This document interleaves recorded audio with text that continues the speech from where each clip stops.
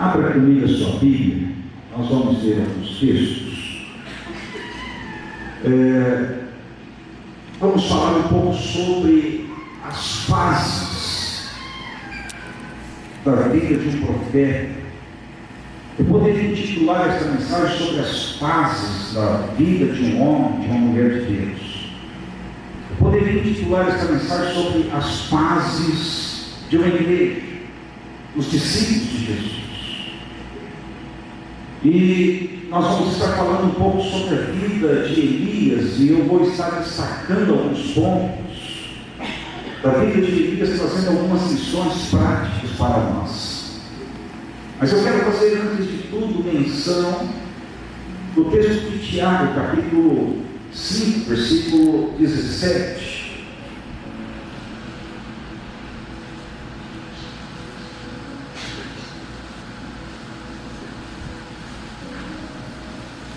Aliás, desde o versículo 15, eu vou aproveitar o gancho do Adriel.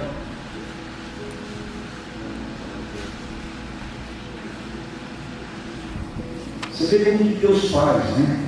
Adriel leu um texto sobre oração, mistificar. Eu vou seguir o trajeto que o Espírito Santo vai conduzir. Desde o versículo 15.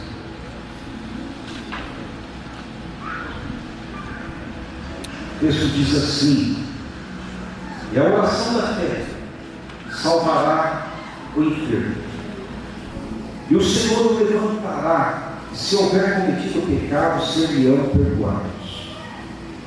Versos 16 do capítulo 5 de Tiago diz assim: confessai, pois, os vossos pecados uns aos outros, e orai uns pelos outros, para seres curados. Muito pode, por sua eficácia, a súplica do justo. 17. Elias era homem, semelhante a nós, sujeito aos mesmos sentimentos, e orou, e com instância, para que não chovesse sobre a terra. E por 3 anos e 6 meses, não choveu. E orou de novo, o céu deu chuva e a terra fez germinar frutos. Versos 17, só parte A: Elias era homem semelhante a nós, sujeito às mesmas paixões ou sentimentos. Eu quero destacar aqui esse versículo. Elias era gente como nós. E se Elias era gente como nós e orou, e Deus respondeu, nós também podemos orar e termos a certeza de que Deus vai responder. Elias era sujeito às mesmas paixões que nós, era homem, era gente. Diga comigo: Deus não tem filhos prediletos. Ele usa o que quer, na hora que quer, do jeito que quer. Deus usa gente simples. Eu quero ler um outro texto com vocês, lá em 1 Carta aos Coríntios 1:27, fala de Paulo aos Coríntios. Aí Paulo, ele fala com bastante propriedade: mas Deus escolheu as coisas loucas deste mundo para confundir as sábias. E Deus escolheu as coisas fracas deste mundo para confundir as fortes. Deus escolheu as coisas vis deste mundo e as desprezíveis, e as que não são, para aniquilar as que são, para que nenhuma carne se glorie perante Ele. Diga comigo: Deus escolheu, mesmo sendo gente, humano, fraco. Meus queridos, feito esta introdução, eu quero que você caminhe comigo no livro de 1 Reis, capítulo 17, capítulo 18 e capítulo 19, que nós vamos destacar aqui algumas lições na vida de Deus. O exemplo de Elias, um homem na Bíblia, um homem comum, semelhante a nós, esse diabo.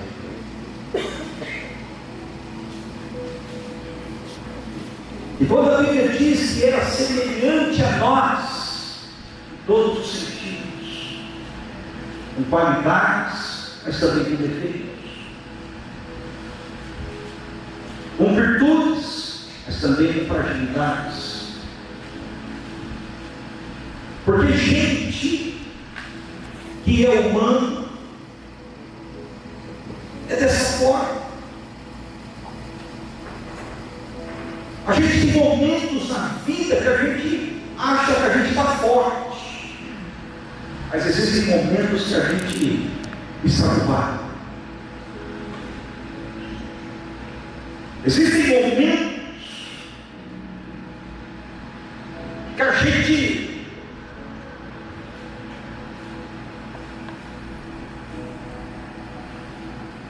está naquela fase que a gente está arrebentando a boca do balão. Tem momentos que você não quer nem ver ninguém, não quer saber do seu pai. Porque a gente é humano. O ser humano, ele é frágil. Ele tem sentimentos.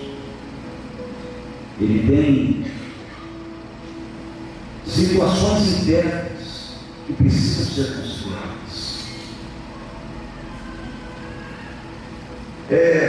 Existe um estudioso, tanto na área da psicologia quanto na área da pedagogia, Jean Piaget. Ele fala sobre as fases do desenvolvimento infantil. E quando a criança ela atinge uma determinada idade e não consegue ter algumas características, aí ele fala que a criança tem algum tipo de problema que precisa ser resolvido. Mas eu quero que você foque comigo a questão da palavra fase, das estações que a gente passa. Estações da vida que todos nós passamos no percurso da nossa história. Elias, um homem comum, semelhante a nós. Elias vive na região de Gileade. Ele confiou nas promessas do Senhor. E cada um por si, até que Jezabel quebra os altares do Senhor e profana o nome do nosso Deus. Daí Elias acha aquilo um absurdo e ele entra em cena. E no capítulo 17, versículo 1, Elias, morador de Gileade, disse ao rei Acabe: tão certo como vive o Senhor, Deus de Israel, perante cuja face estou, nem orvalho de chuva haverá nestes anos, segundo a minha palavra.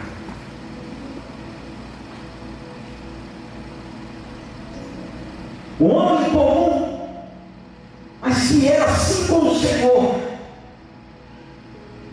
homem semelhante a nós, mas tinha intimidade com Deus, para liberar uma palavra profética a um rei e falar: não é Deus que está falando, não, segundo a minha palavra, não vai haver chuva sobre Israel.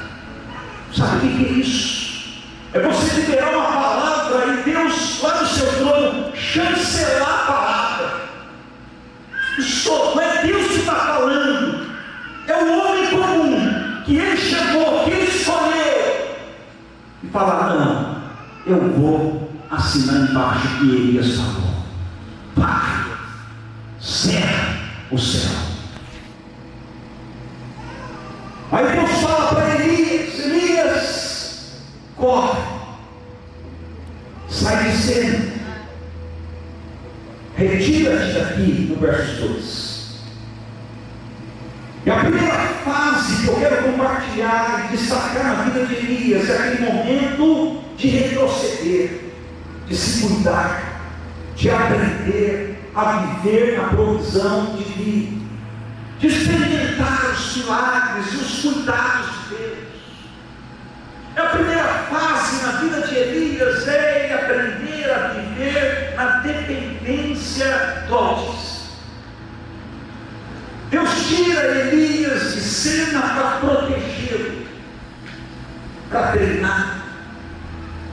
E assim também na fase das nossas vidas, em que Deus nos tira de cena para cuidar de nós, para nos treinar, para a gente viver na dependência dele. Existem alguns dos irmãos que acompanharam desde ontem algumas ministrações. Eu compartilhei pela manhã a forma que Deus me tirou de Pataguaçu. Fui para Maringá, pastorear uma igreja que não tinha tempo, mais ou menos que nem aqui, no começo. Começar praticamente o trabalho do zero. Construir um prédio próprio. Por questão de chamar. Não é por questão financeira, porque fui para lá ganhando menos 30% do que eu ganhava numa cidade pequena, com custo de vida muito mais baixo. E daí, querido, chega um momento em que pessoas te abandonam. Chega um momento que a gente começa a ajustar. E daí tem aquelas pessoas que são consumidoras do reino, porque a gente às vezes espera fruto de quem ainda não é convertido. E daí na hora que você arrocha, a pessoa espirra. E daí espirrou algumas pessoas e a gente começou a viver a provisão do céu. Porque o que a igreja estava me abençoando era o melhor que ela tinha e não tinha o que fazer. Mas não era suficiente para me manter. Daí minha reserva acabou.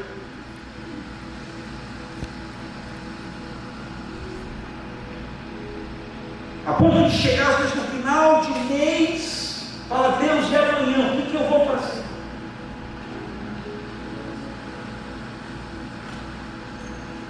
Aí uma filha da fé me liga, de outro estado: estou senti de Deus te abençoar tanto, estou te mandando na sua conta. E daí Deus começa a levantar pessoas para puxar a corda para a gente passar a corrente. E a gente começa a perceber a bondade, a misericórdia do Senhor.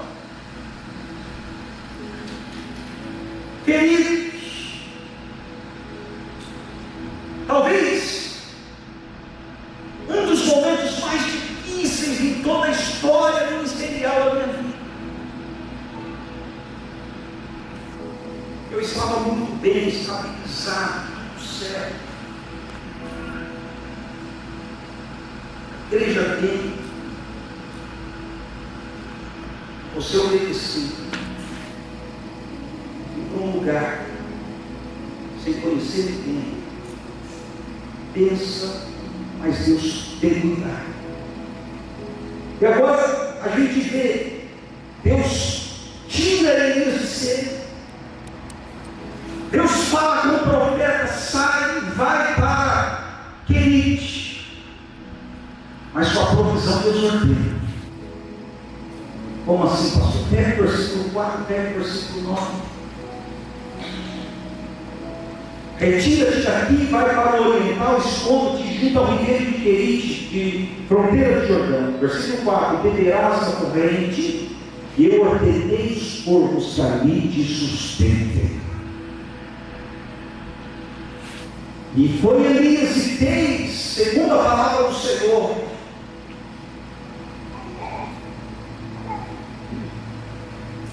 E os porcos lhe traziam pela manhã pão e carne, como também pão e carne ao anoitecer. Diga comigo: provisão. Deus ordena. Deus ordena. Mas sabe o que acontece? Passados alguns dias, o ribeiro secou. Aí o ribeiro seca, o que fazer? Estamos na fase de Elias, dele ser treinado, dele aprender a viver na provisão de vida. Fonte seca, aqui da terra, mas do céu não. Aleluia. Deus ordena de novo, fala, sai daqui, vai para Serepta. E lá já ordenei uma mulher para que te sustente, que te dê comida. Aí Elias se levanta e vai para Serepta. Chegando perto da cidade, estava lá a mulher, viúva, apanhando lenha. E ele chama então para trás e me peço-te uma vasilha de água para eu beber. E o texto diz que indo ela, Elias então pede outro detalhe, fala, olha, traz um bocado de pão na tua mão. Ela respondeu, tão certo como ouvi do Senhor, nada tenho cozido, há somente um punhado de farinha numa panela, um pouco de azeite na botija, e vês aqui, eu apanhei 2 cavalos, para preparar o resto de comida, para que eu e meu filho a gente coma, mas depois a gente vai morrer, porque não tem o que comer. E Elias então me deu uma palavra profética, não temas, vai e faz conforme eu te disseste, primeiro para mim, um bolo pequeno e traz-me aqui fora, e farás para ti e para o teu filho, porque assim diz o Senhor, o Deus de Israel, a farinha da panela não se acabará, e o azeite da tua botija não faltará até o dia que o Senhor fará chover sobre a terra. Aleluia. Queridos,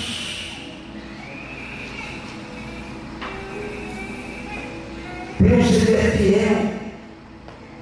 Mesmo no centro da vontade de Deus, a gente passa por situações de fonte seca, mas como Deus ele permite uma seca aqui, ele abre outra porta aqui.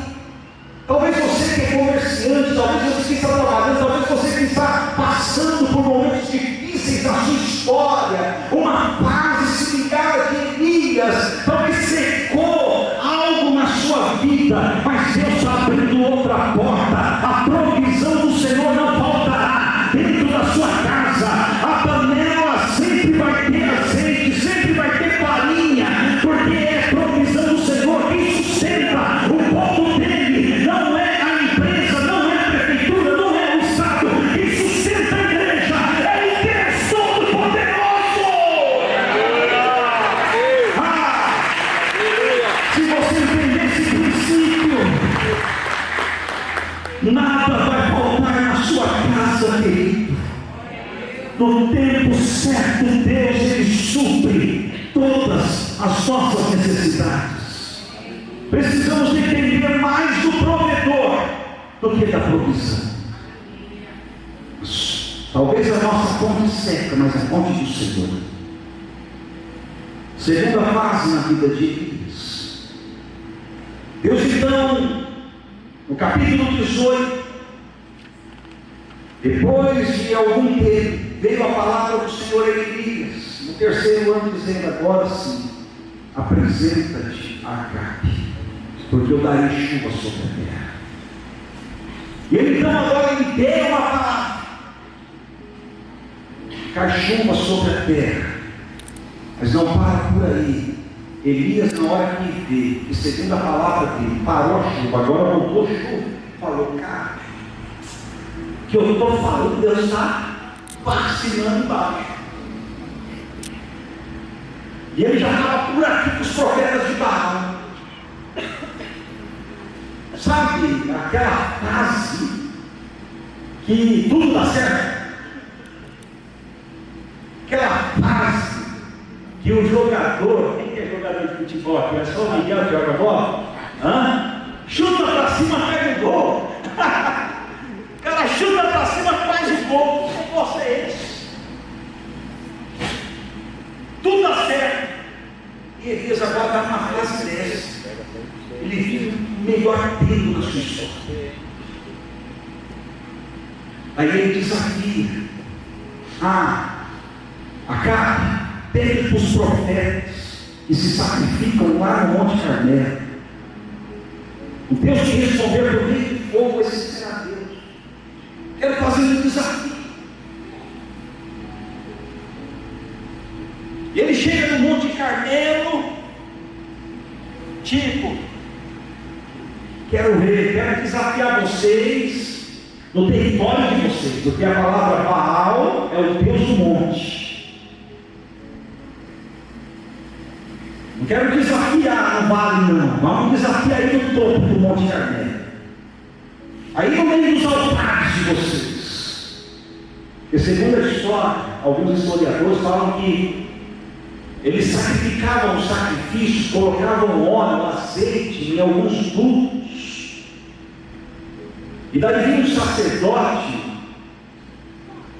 e tacava fogo lá no comecinho, lá na valeta, e o fogo pegava e consumia o holocausto. Aí foi nesse contexto que Elias falou: Deus que responder por meio de fogo, esse será Deus. Aí os profetas de Baal começaram a clamar. O texto diz que eles começaram a se cortar. O Deus deles respondeu por meio de fogo e nada. Ouça isso. Aí Elias estava na paz, aquela paz abençoada. Falou: grita mais um pouquinho aí, talvez seu Deus terá sua. Eles gritaram, nada de responder. Deu tempo deles. Elias então repara o altar. Olha só, diga comigo: mesmo na fase abençoada, precisamos reparar o altar. Ele reparou o altar. Ele pediu água. Água pega fogo? Não. Manda na valeta água e manda em cima do sacrifício água. Joga água. Aí o pessoal cruzou o braço e falou: agora vamos ver. Elias era homem, sujeito às mesmas paixões. Sim. Nossa, era homem. Sabe o que ele fez? Senhor, mostra-te para que este povo conheça que a Deus de Israel responda por meio de fogo e consome este holocausto. Elias orou, e a Bíblia diz que veio fogo, consumiu o holocausto, lambeu a água, e todo o povo gritava: só o Senhor é Deus, só o Senhor é Deus, só o Senhor é Deus. Erga sua mão e diga: só o Senhor é Deus, só o Senhor é Deus, só o Senhor é Deus. Aleluia, aleluia. Gente, Elias estava se sentindo cara. Às vezes a gente passa por esse período também, na fase de batalhas, na fase de sucesso.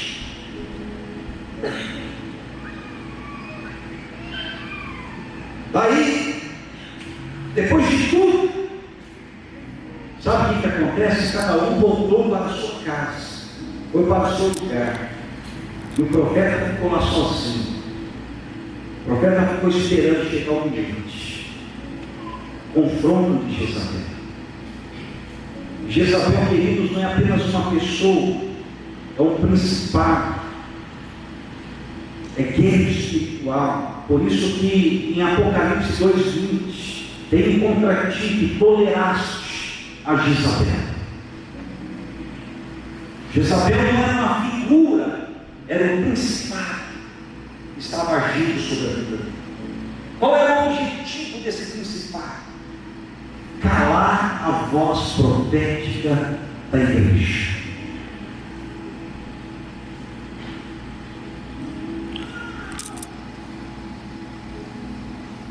Por isso que você percebe que às vezes em algumas igrejas começa a querer se levantar alguns dons, influência de Jezabel, E sabe quem que recebe o primeiro confronto de linha de frente? É o pastor. Porque o objetivo desse principado é calar a voz profética da igreja.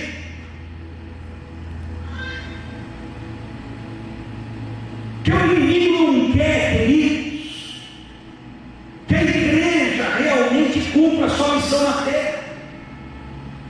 O inimigo não quer que a igreja arrebente as portas do inferno e ganhe vidas lá fora. Então, onde tem uma palavra bíblica, onde tem um pastor comprometido, um pastor de oração, um pastor comprometido com a palavra e não com o sistema religioso, começa a levantar pessoas querendo calar a voz profética. Aí quando o pastor confronta, aí Jezabel sai. A gente não pode tolerar o espírito de Jezabel. O espírito de Jezabel é aquela figura de manipulação. Não tem a ver com aquilo que às vezes muitos pentecostais acham que é uso de costume, é conversa fiada. Ele age no meio de manipulação, de controle, tentar controlar o profeta. Jezabel controlava o rei, ela controlava tudo, e ela queria controlar o profeta Elias.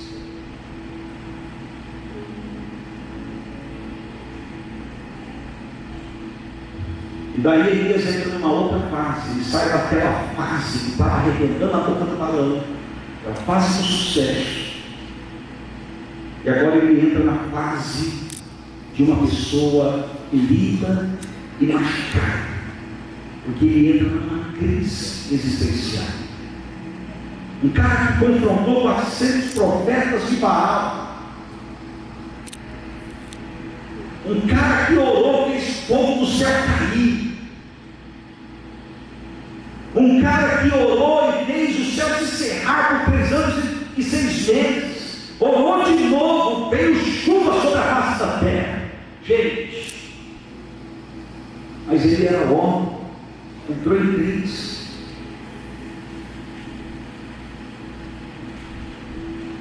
Somos homens, mulheres de Deus, mas somos gente. A igreja ganha muitas batalhas, mas às vezes a gente entra em crise.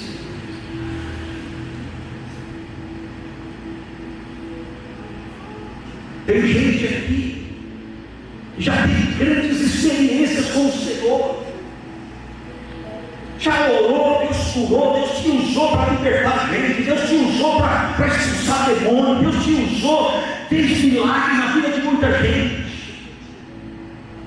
Deus te usou para restaurar pessoas, Deus te usou para restaurar casamentos, Deus te usou de uma forma sobrenatural.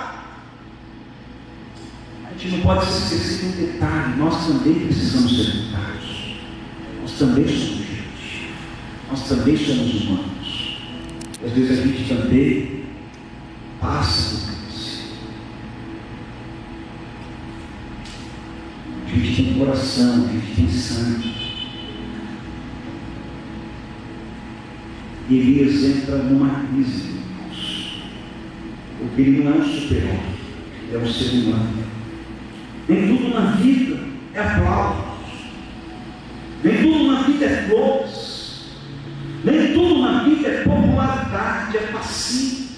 Existem momentos difíceis, existem momentos sinuosos, oblíquos de crise.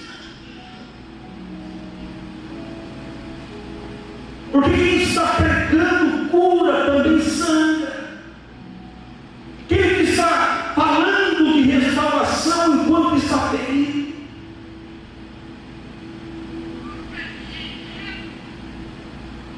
Precisamos também pensar em nós, uns para com os outros, como seres humanos, que tem alma, que tem psique, que tem intelecto, que é um ser humano. Porque não somos máquinas de resultados, não somos executivos. Nesse encontro falando que não somos um mero número, ou seja, gente. E todos nós temos também as nossas dificuldades, temos os nossos momentos de sofrimento, passamos também por momentos difíceis. Ah, pastor, o senhor não conhece a minha história. Se cada um for compartilhar a história de sofrimento aqui, meu Deus do céu, cada um tem suas lutas, tem as suas dificuldades, tem as suas feridas essas que às vezes jogam a gente para baixo, tem as suas perdas.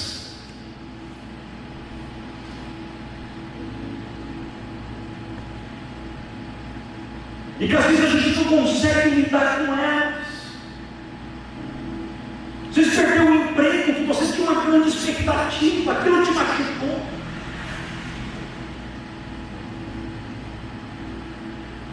Às vezes é uma situação familiar, alguém que deu uma palavra sobre você e você fica guardando aquela palavra. Te feriu.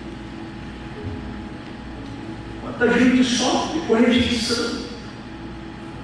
Quantas pessoas com complexos de inferioridade, quantas pessoas com dores na alma que não conseguem colocar para fora.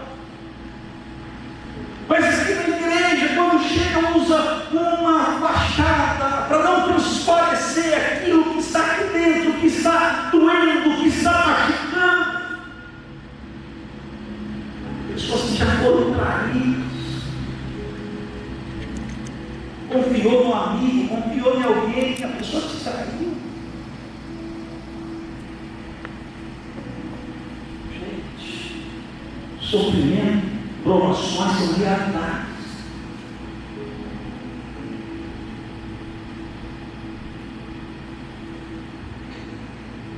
Por isso a igreja precisa ter uma cultura, aquela de Tiago, de um orar pelo outro, de um cuidar do outro.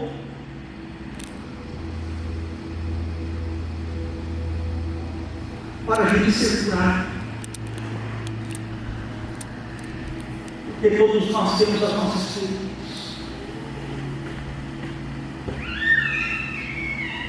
Às vezes a gente, em alguma sessão, vem alguém e você acha, meu Deus, quanta história, quanta história.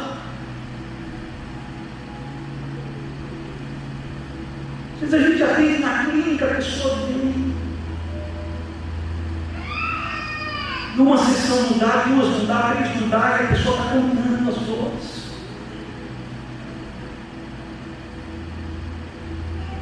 A gente precisa, meus amados. Talvez a gente está passando por essa fase de dores. E a gente precisa entender o processo de Deus. Eu quero que vocês entendam algo aqui para poder dar continuidade. Eu preciso entender Zacarias 13, versículo 7, Mateus capítulo 26, versículo 31.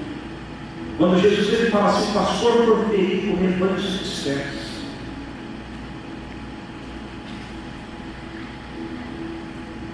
Olha só o que diz o texto do versículo 31. Então Jesus disse, todos vós esta noite vos escandalizareis em mim, porque está escrito, terei um pastor, as ovelhas do rebanho se dispersarão. E às vezes a gente está muito focado nas nossas dores, como igreja. E a gente esquece que o nosso líder também é gente. Ele é pastor, mas é humano. Silvia não é apenas esposa do pastor, ela também é gente. Precisa ser cuidada, precisa ser amada. Eu sei que vocês amam, mas às vezes a cobrança, às vezes aquela forma de olhar, pastor, aí, gente, a gente precisa cuidar daquele líder que Deus nos deu. Que líder como o Zé Roberto são poucos. como a Silvia, são poucos, então cuide deles, ame-os. Eu sei que liderança tem um peso geral, mas é necessário a gente ter esse cuidado, a gente ter essa cultura. E às vezes a gente olha só para nós, a gente esquece do outro, a gente esquece do pastor, a gente olha o pastor como um ser humano também como nós.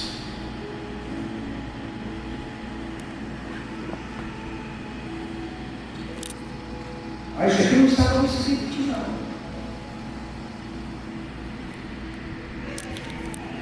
Por isso Tiago 5,17, Elias era homem sujeito às mesmas paixões. O pastor também tem alma.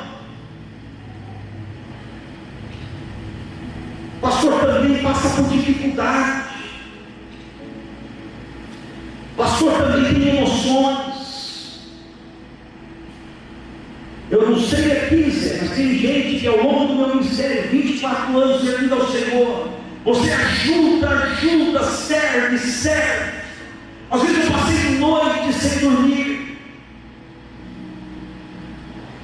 Teve gente, o Zé sabe, teve um momento do meu ministério que vinha ambulância da cidade vizinha trazer gente endemoniada para me orar. Eu ficava até 3 horas da manhã orando por pessoas, a Renata grávida, e muitas dessas pessoas às vezes viram as costas, saem da igreja e nem dá tchau. Esquece tudo aquilo que você investiu de tempo, que você investiu ali com a pessoa, esquece.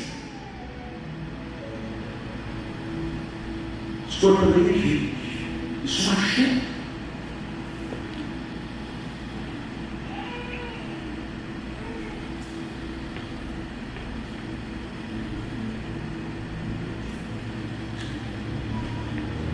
Às vezes a gente se desespera.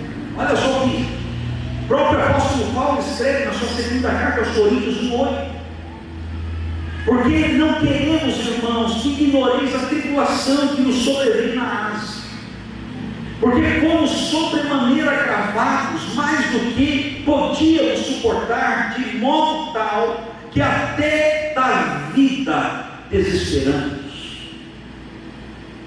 Fui provado além das minhas forças e cheguei a desesperar da minha vida. Foi exatamente isso que Elias, ele faz. Ele corre, ele tem crise, ele fica frustrado porque Elias esperou que Israel convertesse, que houvesse um grande avivamento depois do Monte Carmelo, e cada um voltou para a sua casa. A alegria foi só ali no momento. Só o Senhor é Deus, nada acabou. Cada um foi para a sua casa, largou o pastor na sua crise e pronto, acabou.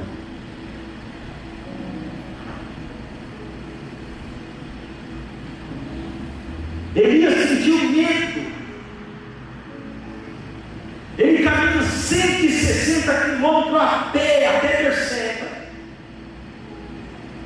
Ele fica cheio de desânimo, ele perde a vontade de viver. Ele fala: Deus, tira a minha vida. Tamanho era o sofrimento que ele preferia morrer.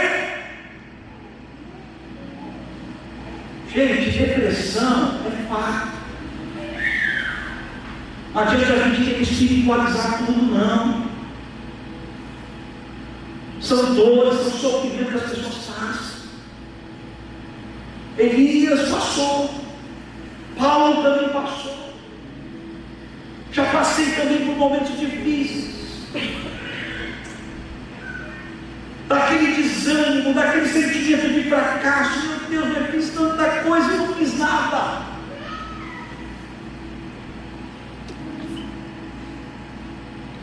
Alguém pode me olhar, às vezes passar por onde eu passei, por onde eu pastoreei, e falar: nossa, Dallas, que tempo!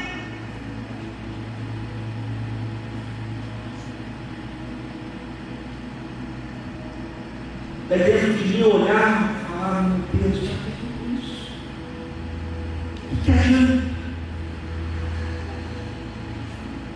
Se as pessoas não entenderem que tudo isso é para servir gente, é para a gente amar gente, é para a gente se amar, é para a gente servir uns aos outros, o que adianta? Às vezes a gente ensina 5, 10, 15 anos e a pessoa não aprende.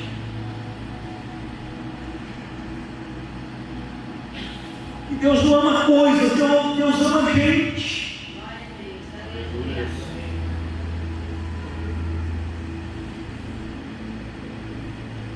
Aí isso dá aquele desânimo, aquele sentimento de fracasso, aquele momento de solidão, que você não quer ficar cercado, às vezes está com cheio de gente à sua volta, mas você está só.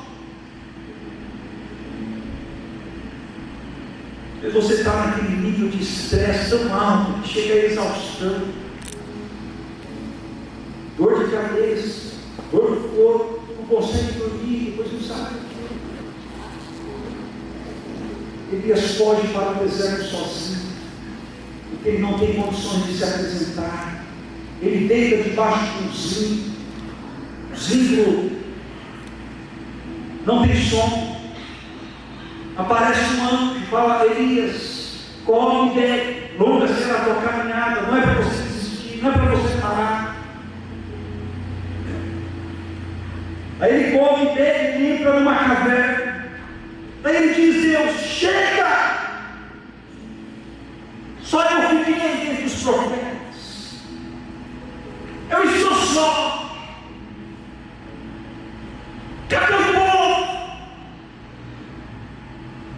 O profeta entra numa crise existencial, como nós às vezes entramos.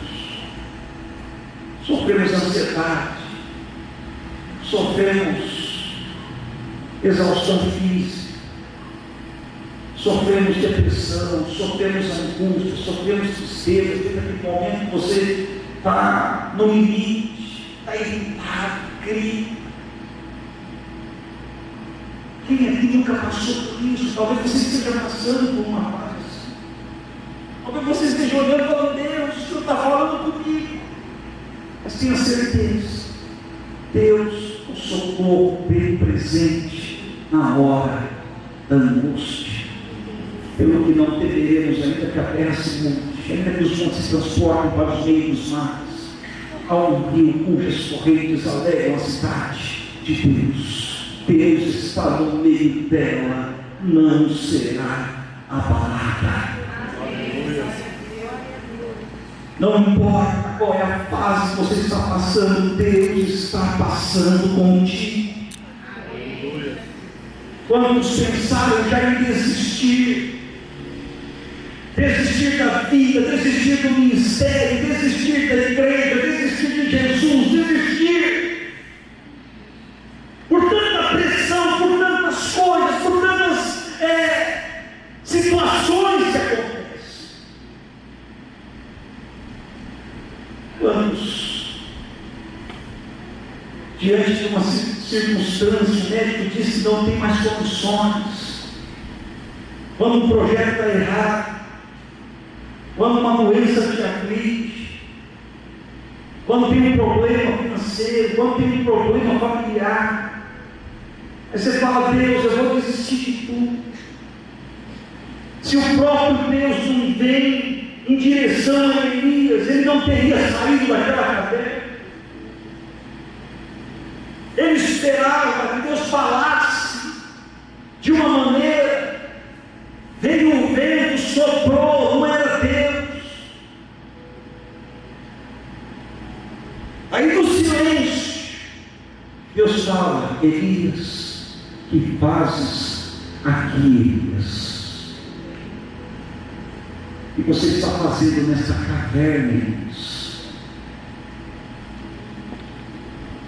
E nessa fase da caverna, quantos estão aqui?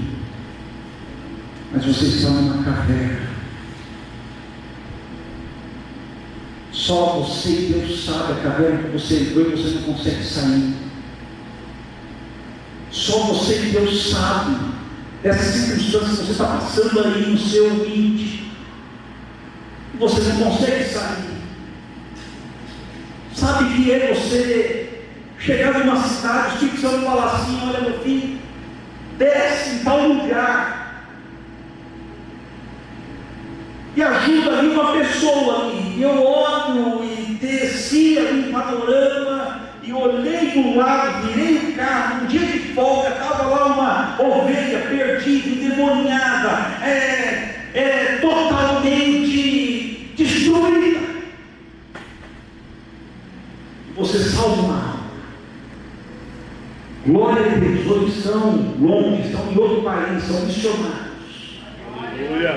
Mas por outro lado, quando você recebe um telefonema de uma pessoa que naquela semana falou: pastor, eu tomei uma decisão, eu vou batizar. Eu vou batizar, pastor. Quando que a gente começa o curso? E de repente o telefone toca, estava na faculdade. Vem a mensagem: pastor, fulano de tal, morreu. O que aconteceu? Ele deu um tiro na cabeça. Eu não fico emocionado tão fácil. Ou é pelo Espírito Santo algo muito forte. Mas naquele momento me destruiu. Falei: Deus, como que o Senhor não me avisa? Estive com ele esta semana, como que o Senhor deixa? Como que eu não consegui fazer nada para impedir isso? E veio aquele sentimento: Zé, que pastor sou eu? Tanta gente que eu conseguia livrar esse daí, tanto que eu amava.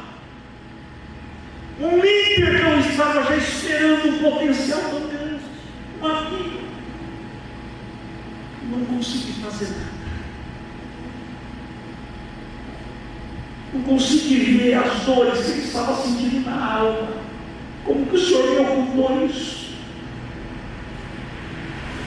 No velório eu não consegui me conter. Dores na alma.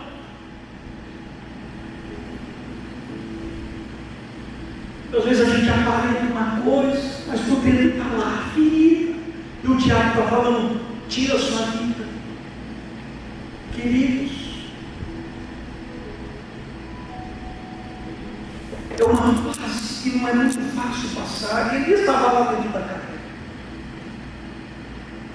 Vem o Senhor e fala: Elias, o que você está fazendo aí, Elias? O que você está fazendo? Aí Elias fala: Senhor, não, Elias, eu não quero desculpa. Seu ministério não acabou. Você já vai ungir um profeta no seu lugar, e você vai ungir também um rei. Não pare, Elias. Elias, sai da caverna, Elias. O Senhor brada. E nesta noite é o momento de restauração que Elias passa. O que nós precisamos também passar é quando o Senhor vem e fala conosco, quando Deus vem e aponta algo lá dentro do nosso íntimo que ninguém está vendo, mas o Espírito Santo está vendo, o Espírito Santo está enxergando. Deus está vendo essa fase difícil que você está passando.